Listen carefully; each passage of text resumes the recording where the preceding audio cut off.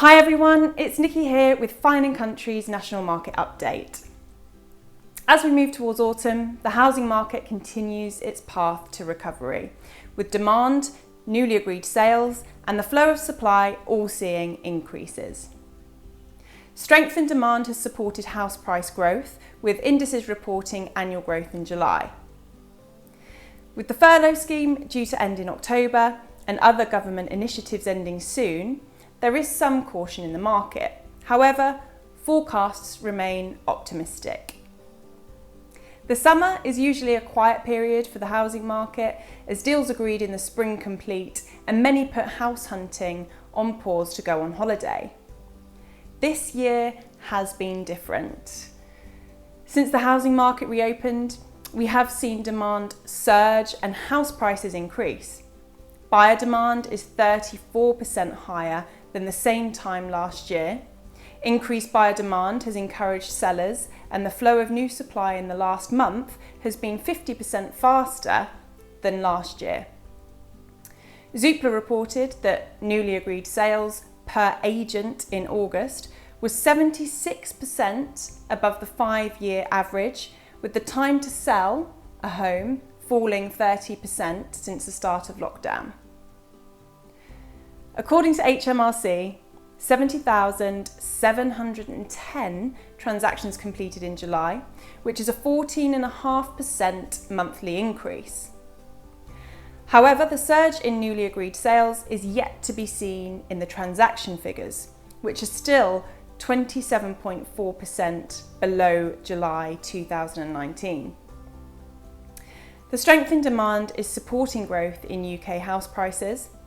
In July, Nationwide reported a 1.5% annual increase, Halifax reported a 3.8% increase, and Hometrack a 2.6% increase. The biggest increase in sales agreed since the end of lockdown has taken place in the prime market. According to Rightmove, there has been a 59% increase in sales agreed for prime properties. Zoopla reported an increase in sellers in wealthier demographic groups compared to 2019. In July, prime property prices in the UK increased by 4.49% annually, with the average prime property selling for £1,034,199.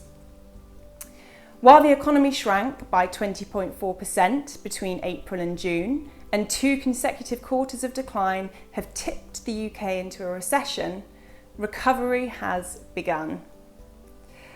On a month-to-month basis, the UK economy grew by 8.7% in June, following 2.4% growth in May. Although the economy has contracted and unemployment has increased, consumer spending in July was no more than 10% below its level of the start of this year, after falling between 30 and 40% during lockdown. Flash UK composite purchasing manager indices, reflecting economic trends in manufacturing, hit a 5-year high in July, pointing to wider recovery in the economy. The end of the furlough scheme and other government support initiatives will test the strength of the economy in the coming months. The Bank of England scenario, based on no second wave and a smooth transition to a new EU free trade deal, expects the economy to shrink by 9.5% in 2020 and to return to pre-COVID levels by the end of 2021. Looking at the months ahead, we expect transactions to increase over the next few months, reflecting the surge in newly agreed sales, which take time to complete. July, RIC's residential survey reported a net balance of over 26% of agents expecting sales to increase over the next 3 months, and slightly negative for the next 12 months, under 10% reflecting caution over the furlough scheme due to end in October and the stamp duty holiday ending in March. However, the Office for Budget Responsibility Central Scenario expects transactions to reach 750,000 this year and almost 1.5 million in 2021. The increased housing market demand is supporting UK house price growth, and the RICS residential survey reports a net balance of over 8% of agents expecting house prices to increase over the next 12 months.